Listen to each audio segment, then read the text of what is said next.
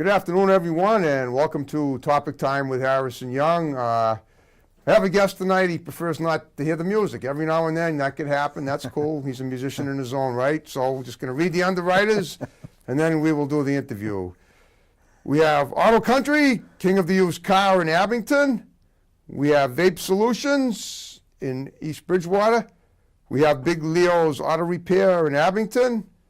We have Smoke and Ashes Tobacco Company, the corporate office and locations in Abington, Hanson, Hanover, Pembroke, Weymouth, and Whitman. We have Bob Bethany's Wei-Che Root Karate School in Hanson. We have F1 Auto Sales in Abington. We have Adria Restaurant and Banquet Facility in East Bridgewater. We have Team Martini Floor Covering in Abington. And we have Shoreshine Professional Detailing and Hand Wash also in Abington. And on that note, we will start the show. This is my guest, Jamie Conway. He's a musician. I just found out he's been playing since he was, 3 years old, you say? Started learning at 3. Started doing it at 3. All right, we're going to listen to a little medley he did about halfway through the show, and we're going to talk during the interim we talk and we find out about him. He's very well followed on Facebook from what I've seen, and I'm very honored to have him on Topic Time tonight. So, Jamie, thanks for being on my show tonight. Sure. Okay. Thanks for having me. You started playing music when you were 3. Started learning. Started learning it. Yes, started teaching myself the piano at 3. Teaching yourself, so you didn't have any instructors. You just did it yourself. I started that way, yes, and just using one finger and on my right hand learning the melody. Okay. And then after 3 or 4 months, I remember teaching myself chords, basic chords. Wow, you must have been quite a precocious kid. Did people tell you were gifted, or tell your parents that? People say that, but I think it was more determination, just the love for it, you know. Well, I guess, but to be able to teach yourself, especially at that young age of 3.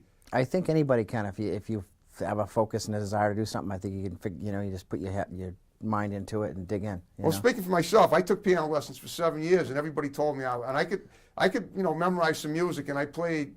I impressed a lot of people when I could memorize stuff. But my teacher said I didn't practice, and ultimately I felt that I could never make a living doing it because I just didn't have the hand-eye coordination. And after 7 years, I just gave it up, like cold turkey. And I feel kind of bad about it because it's a great way to, it's a great deal. Playing music is wonderful. Mm-hmm. But it just wasn't working for me. But I guess it was for you for starting. And I was already 6 when I started taking lessons. Well, I always could see it in my head what I wanted my hands to do. Okay. And I would take however long it took to get whatever run or chord progression. And now, on that note, speaking of no pun intended, do you know how to read notes too? And the reason I asked that, I had 4 years of conservatory in Duxbury and Hingham, private lessons. But when you were starting out, I'm just curious, as a kid, did you just taught yourself how to read notes as well? No, all by ear. All by ear, okay. All 99.9% of the time I play by ear. Okay. I find it easier and more free, and you can hear it and see it, Right. But every now and again, if I'm recording, I'll refer to the sheet music if I don't know the song. Okay. Just to see the chords and the structure of the bass notes, and everything has to be 1,000% accurate when you're recording. But if I know the song, I don't refer to the sheet. I'd rather play it for, I do it all from my head. Okay. What about original stuff? Do you write your own music? All the time. All the time, okay. I don't record it all the time, though, because you have to be inspired in the moment. It doesn't always happen. Okay. I only want to record it when you're feeling really passionate. Okay, so you try to capture the feeling in there, So you play, you don't sing at all. Nope. I could sing a little, but I don't sing. You just you just prefer not to. Yeah, I like rather have somebody that really is born to sing and dig in to sing. Do you collaborate with people that sing? No, because I think there's not too many singers on the South Shore doing it with the style I'm doing, and secondly, the reason not is because I'm trying to brand myself, and been branding myself for many years now as my own. Kind of like a John Tesh or a Jim Brickman or a Yanni or when you involve all these other people, then it pulls you away from your vision. Okay. And ultimately, when I get to my vision, which would be the Wang and home shows, hopefully 5 to 10 years, I want to bring in singers that are famous. Okay. And just pull it in that way. Have you reached out to anybody like that since you started? No, because I have to get myself in full fruition with the performances first. Okay. Then, when you get rocking, then, bring in maybe Martina McBride or Leanne Rhymes or whoever to come into your shows, and you pay them whatever, I don't know, 10 grand to sing 5 songs and then give them, comp the room, and and then it'll add such a dimension. And I've thought of this, and I'll give my ideas away, but no solo piano players do this. that I know of. They'll bring in violin players, which I want to do that as well. But my goal is to step it up because, you know, you have to create an edge to one-up everybody to get out there because everybody's already doing these things. Plus, I love working with singers, but I want somebody that's already out there and has their own audience too to pull more people in that want to see them too. Well, that's quite a desire and a plan for the future. I mean, to be able to haul in these big name singers. Yep. That's awesome. Yep, that's what I'm hoping to do. You think big. That's the only way to think in this industry. I see it like it's already happening, and right. I've always been with everything I do, whether it's a design on my house or a song in my head. I do it exactly what I've already seen. It could be 8 months that's in my head, and I'll just put it out. That you have to listen to your gut and your visions, and don't get it. The hardest thing is being distracted. Right. You know, try not to be distracted. Okay. Now, so you said when you from at 3 you taught yourself music. Started learning. it. Yeah. At 15, did you say now at 15 you made another transition? What was that? Yes, I went up to Faneuil Hall one night with some friends. Okay. My mother actually said, "Don't go to Boston," and I was rebellious. I went up there. Of course. And I saw it was summertime, July 28th. What year? It was 91, 90 or 9, yeah, and sophomore in high school. And okay. Anyway, we made it to Lily's, and I'm poking around the corner, and saw this. That was a Saturday, by the way. I saw a piano bar there. Okay. And I went over and asked a waitress. She was kind of hanging out, talking to a customer, and I said, "Do you guys need a piano player?" And she said, "Hold on, let me ask." And the guy that did the hiring at the time, Brian Walkley, okay. he has a Willow Entertainment in New York yep. City and Boston. So he came over and he said, "So you want to play?" And I'm just a kid, you know, a sophomore in high school. And I said, "Yeah, I'd love to." So okay. he said, "Sit down while I and play while I take a break." So 45 minutes later, he said, "Come back tomorrow. You start tomorrow." And I was there 5 nights a week, pretty close to 7 years. So you were 15 and you got hired at Faneuil Hall to yes. play the piano. Yep. Wow. And it was summertime, so you weren't in school. No, I hadn't started school for the next year yet. Yep, going into my junior year. Of high school? Yep. Okay, and, wow. It was a lot of fun. I was sure it was. Stop and shop making $4.25 an hour at the time. Yep. And so the pay raise was really good. Huh. Going to piano in Boston every night, and tried to stay there in weekends, but they wouldn't let me stay just weekends. They, you know, their rules that they have, you know. Well, incredible. So okay. I gave them the 2-week notice and been playing piano. Are you still doing that now there at Faneuil Hall? No, they closed down in, was it 99? Faneuil Hall closed down? They didn't? No, Lily's did. Lily's, okay. The owner, guy's last name was Haddad. He owned 28 restaurants. Okay. So he dumped the ones with the highest rent, which was Faneuil Hall. Okay, they wow. were paying $15,000 a month per restaurant.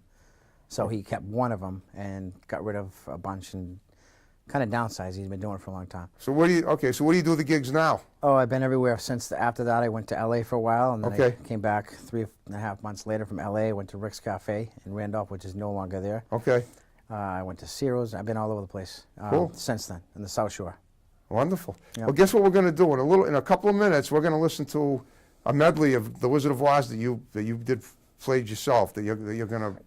It was a live recording in the studio called Ultrasound in Stoughton in 2005. Okay. All the musicians all at the same time, and it was to this day one of my most fun sessions. Cool. Okay. Yeah. Well, so we're going to listen to that and see the passion in your It's fingers. a little rough on the edges, but the feeling was there, so I put it out. Right. I think it's more important to have the passion in the tune and the vibe of the song. Sure. If it's not perfect, you know. Because perfection, sometimes you beat it up so many times when you're recording, then you lose the feel, and then the feeling is the most important thing for me in the music. You have to be connected to the song. It's true, and I remember my problem was I made too many mistakes, and when you make a mistake on the keyboard, you don't get it back when you're doing it live. That's why I decided I couldn't make a living at it, and sort of gave it up. Sometimes you get lucky and you do catch the zone, you know, and you want that feeling in there. Right. So when I listen to it back, this could have been better, and the solo violins right after the intro could have been a little slower, a little more relaxed, and they got these kids from Berkeley and BU at the time. And, you know, I wish I could have done it certain ways, but then I'm like, you know what, but there's an energy in there. There's a nice passion, you know, we got lucky, you know. Sure. So I said, you know, it's like when you paint your house and something doesn't come out perfect, but you like the color and you don't want to change it and you just deal with it. Okay. You know, I don't know if that's a great metaphor. No, I but- saw. No, that's a good metaphor. Okay, Yeah. you're a perfectionist. You want things to be just so. If otherwise, otherwise, Yeah, and the budget your we had at the performance time suffers. back in 2005, it was like we had to get this, and this done in 10 hours in the studio. 12 hours we were in there. Okay. And, you know, so we just kept moving. I said, I don't want to redo it because we could have done it better, but I didn't think we'd capture that same emotion. Okay. So I said it's okay to be a little bit rushed, a little imperfect. Okay, that's fine because But, you know, if you get when you get the big budget, you know, with the people I'm working with now are fantastic. We get to do as many takes as we want. okay. And they want it perfect, you know, just like I do. And they work with amazing people in the industry, and so I'm just really lucky to be with them. Okay, well, on that note, let us take a little break. We're going to hear your beautiful Wizard of Oz medley. Okay. Go for it.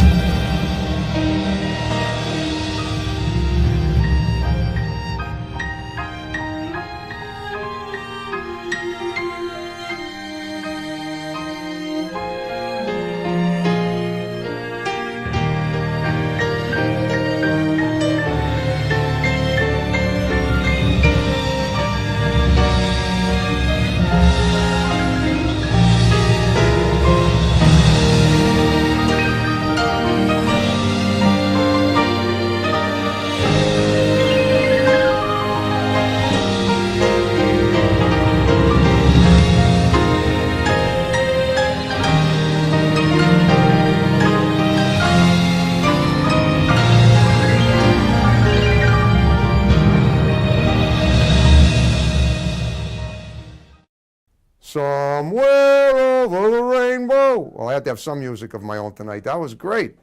So let's talk about how you got that. I know it was a classic film, The Wizard of Oz. Okay. And you took every song that you could think of and collaborated it into a medley. No, there's actually 19 songs before Somewhere Over the Rainbow. I think roughly 18 or 19. I took like 4 or 5 to do an intro. Okay. Because I wanted to give a little bit of the feel of the movie before I did Somewhere Over the Rainbow, which is one of my favorite songs of all time. Okay. But it's my little sister's favorite song. I actually, at the time, did this for her. Okay. But I remember listening to Leaving Rick's Cafe on a Sunday night. Right. Roughly 98, I think. And a wonderful friend of mine named Ann Williams had a show on 99.1 called Nightscapes. Oh, I love that show. I love that station. And she was playing... She a DJ? She was right. Yep. She's no longer with 99.1, but she's actually starting a home internet radio around the world show pretty soon. That's great. But she was on JIB in the 80s. And, I remember Jib, yeah. Yep. And then she went to PLM. Okay. But so anyway, I was coming out of Rick's Cafe, heading to 24 towards Braintree, heading back to Pembroke where I lived at the time. Yep. And she was talking about this lady who did a Wizard of Oz medley on the harp. Okay. And then, talking about her, how she did it and everything. I said, oh, that's going to be interesting. So I listened to the version. It was beautiful. And I said, I want to do that on the piano. So that wasn't until, 7 years later, right, when I finally got to recording it. But I had it in my mind the whole time. I always wanted to record a version of the Wizard of Oz medley. Oh, wow. But if I did all 19 songs, it would be way too long. So I had to think of the ones. That's why it's a medley, because you combined as much as you could. Condensed. I thought of what were the biggest ones that were prevalent, like I've Only Had a Brain, stuff like that. That is so Ding cool. Dong, the Witch is Dead, So, then I go into 2-violin piece, and then it turns into an 8-piece violin with pianos and everything going. And then it goes into, in the chorus of the second modulation. I mean the first modulation at the very end, it turns into 22 violins. Cool. But all done through the computer. So there were, 7-piece part violin, and then they Pro Tooled it into this big thing at the end. That was my idea. I said, let's make this and with technology you can do a lot of stuff. A lot of stuff, really cool stuff. But someday I do hope to play with a 22-piece or 40-piece violin. So you ever do so? How would you define the genre of your music? Is it variable? Is it classic? 1900 to 2000. Okay, is so my 200 favorite. years worth of stuff. 100 years. Or did you say 1800s to 2000? 1900 Oh, to no, I'm 2000. sorry. I thought you said 1800s. Wow. Yeah. Okay, so a century's worth of stuff. That's great. Ragtime in the early 1900s. Yep. 20s swing is fun, but I don't play a lot of it. Right. But I could. 30s jazz, American Standard Songbook. Night goes into the 40s. Okay. You got Nat King Cole, Frank Sinatra, Andy Williams, all this stuff my grandparents used to listen to. Wow. Right up into the 50s. Perry Como too? Perry Como, there you all go. that stuff. Dean Martin. Then you got the 50s and all the 50s. I used to play a ton of 50s and when I was. What about Sinatra? Love Sinatra. There you go. Yep. Then you got the Rat Pack, that whole era. Then you Yep. have all the folk. Then you have all the British Invasion stuff that's on the piano. Then in the 70s, you have all the singer-songwriter, which is my favorite decade of music of all time to listen to.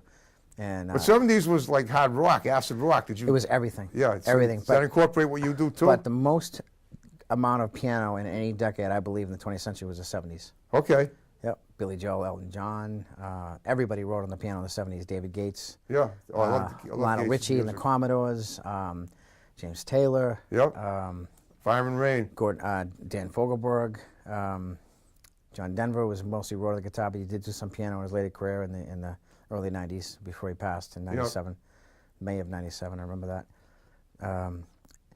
Ton of piano in the 70s, and it's in everything. Carole King. Great movie themes in the 70s. Brian's I song. feel the earth move under my feet. Yep, she's got a ton of piano in her stuff. Yeah. It's all piano. Yes, And, yeah. So I love playing 70s because not only was the songwriting incredible, I think it's kind of The better, piano was better still- than anything that's ever going to be done. And honestly, I think, I hate to think that way, that the best has already been done, but 70s are incredible. Okay. What about after the 70s? Anything? What do you? 80s were awesome. Okay. Yep. 80s were awesome. A ton of piano in 80s. If the 80s now at my age, I'd want to be a drummer. You ever do a Moog synthesizer? You remember those? Not really. They're just kind of, you get stuck with two little parts. It's it's boring. Huh. Interesting. Yeah. I remember when they because they came out. Boring for me. They were of the 70s. That's kind of when they came out. Yeah, They were big back then. Yeah, see that you're just contained. If you're a lot of bands call me to do stuff like that, and I'm like, you spend $2 or $3 grand on the equipment, and then you're stuck doing this one little area. You're in one area of the piano. Interesting. I never thought of that. Well, that's why we ask these questions, because we find. Yeah. And what about more current stuff? What about today? I don't listen to a lot of stuff today. I have a hard time. 20 teens. If it's today, it'd be Josh Groban. I don't know when he's probably early 2000s. He's incredible. Okay. Who's this guy? Ed Sheeran. Oh, I love Ed Sheeran. He's Yeah. got great songs. Yep. I still haven't really dug into him yet, but Okay. when I hear him on the radio, I don't change the channel. He's very good. Yep. I can't think of a lot of stuff today I listen to. I'm so stuck in the past because it's so good. I can't help myself. Well, that's good. I'm an old soul. I'm an old soul. You know what you like. Never play any other instruments besides piano, or just piano? Guitar and drums. Okay. But no singing. No singing. No I mean, I singing. can sing, but You I can, don't. you just choose a not little to. bit. A little Yeah. bit. I mean, I'm not going to say what, That's cool. but 80s stuff, and I could do. I don't know. There's a couple of things I could do decently back in the day when I used to play at Rick's Cafe, but he had a really, really good Where system. is Rick's Cafe? Not the one in Casablanca. It was next to Showcase Cinema. Okay, where? In Randolph. Oh, in Randolph. That's right. You said that. Long gone. Probably 7, 8 years. Yep, it's been gone. yep. But Okay. I had a really fun 3-year run, 4 nights a week there. Cool. But he put in a big system. So what are you doing? Where are you doing gigs today? And then we're going to wrap the show up. We're almost done. I am at the Belfry Inn in Sandwich every Saturday night and every other Sunday. Okay. Potentially going to be at Precinct 10. I'll know in a few weeks. Okay. They're thinking of doing a piano bar in there. Yep. Up in Weymouth. Oh, cool. And the food at both those places is fantastic. I've eaten at Precinct 10, but I haven't played there yet. And owner is known for great drink, good food. Cool. Big portion. You'll have to take some home. And he didn't ask me to plug him. I'm doing that because I just like. That's cool. I like to plug people when they do a good product. Yeah, they helped you out too. Plus, she's got you The food, playing. and the food's great at the Belfry. Okay. Yeah, but great places, great atmospheres. Belfry is a beautiful black baby grand KKY. Okay. And Chris, the owner, lets me keep. Do you teach music too to people? I did a long time ago. Yep. I just don't have the Wherewithal. temperament for it. Yeah, I hear you. But I've done it. But it's I just love to play. I love to dig in and do my own thing. Well, we're just about out of time. So what I want you to do when we get about a couple of minutes to go, give some shouts out to people, because a lot of people are going to see this show. Okay. Go for it. Who do you want me to shout out to? Everyone well, just condense them. Maybe, I do want to say my favorite album, because I'm really hard on myself, is my first Christmas album. I finished, I think it was September 10th of 2015. That got released October 20th of that year. It was Elegant Piano Christmas. Okay. So you belong to a bunch of record labels now? One record label, Burton Avenue Music in Nashville. Wow, great. And they're fantastic. Okay, so give a shout out to them. And I'm also on the Escape channel on Sirius Satellite since 2011. Okay. But I just want to say I played that album and I really connected with the songs because it reminded me of my grandparents' generation and my childhood at Christmas time. Yep. And I did all the original versions of the 1940s versions, whether it was White Christmas or Blue Christmas with Elvis. Played them the way they did it, the same key signature, the same tempo, but with a little bit of my style in there. And I kept it really simple. Okay. Although there's some flourishes and runs in there. But that's my favorite thing I've ever done because most of my recordings, I'm like, could have done better, Well, yeah, listen, you can't. But I was in a really good zone with that. I went through a breakup at the time. Okay. With somebody, sucked up 5 years of my life. So I had that going on over the summer. Okay. So I had a little bit of emotions with that, and then, I understand. we pulled up these really Sometimes something like that can inspire a passion for better music, too. Yeah. So, but then I looked at all these beautiful Christmas videos.